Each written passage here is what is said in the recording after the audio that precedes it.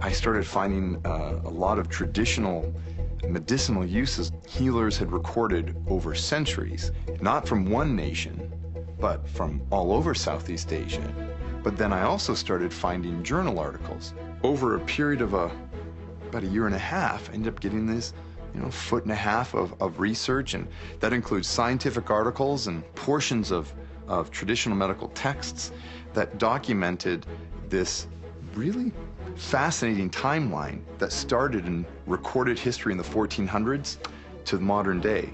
Having come to medicine after an experience in the Third World, I had been exposed to the treatment of illnesses, the full spectrum of illnesses that we see in North America, with natural products, and allowed me to retain a certain amount of skepticism about the standard medicine that I was taught in medical school with the use of medicines, because I knew that other things existed. I knew that they were effective. I love the marriage that can occur between traditional medicine and modern science, where modern science can help explain why botanicals and traditional medicine work the way that they do. A couple of the unique things about mangosteen that set it apart was there was a unique class of phytonutrients called xanthones. By no means do I consider myself a chemist, but most major chemical names I was familiar with. I'd never heard of a xanthone before. Xanthones? I remember Gordon, Aaron, and I looking at each other saying, have you heard of this? And Gordon and I grew up in this industry. We've pretty much seen it all. And Aaron had launched hundreds of products in this industry and knew the industry very, very well from a botanical perspective, what's out there.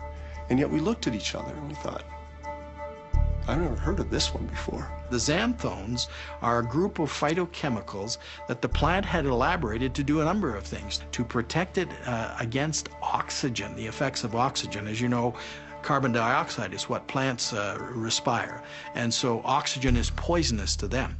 To a certain degree, it is in adults as well, in humans as well, because we have what's called the oxygen paradox.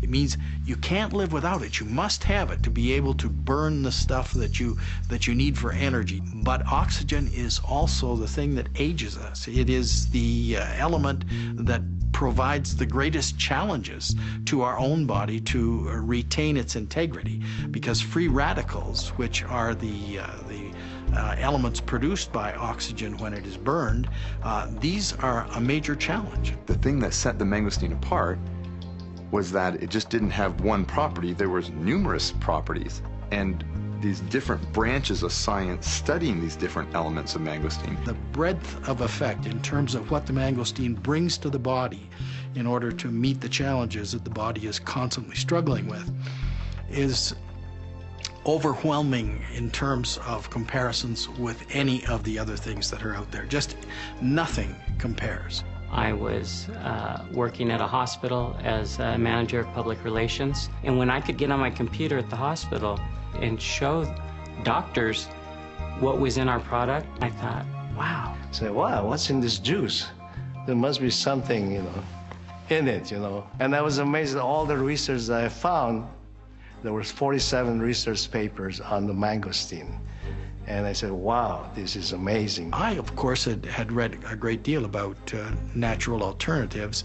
And when I started to read about the mangosteen, there was just no question that this was something that was very, very different, even among alternatives. Because when you can allow the body to do its job by providing nutritional assists, you've done something a little bit more important, I think, in most cases, than to provide medicine. This is a life-changing product. We're able to help people that they're able to take this product each and every day and rebalance their body where maybe there was something not working in their body for whatever reason. And yet, this product is different for everyone. And particularly when the product did exist and I was able to use it in my patients, I was in virtually constant contact with Joe, feeding back the information of the things that I saw. This is why the people were receiving results from a internal and an external perspective. And we realized we had something very special here. Here was something in this natural area of attention that attracted me so much as a doctor. That was a blockbuster.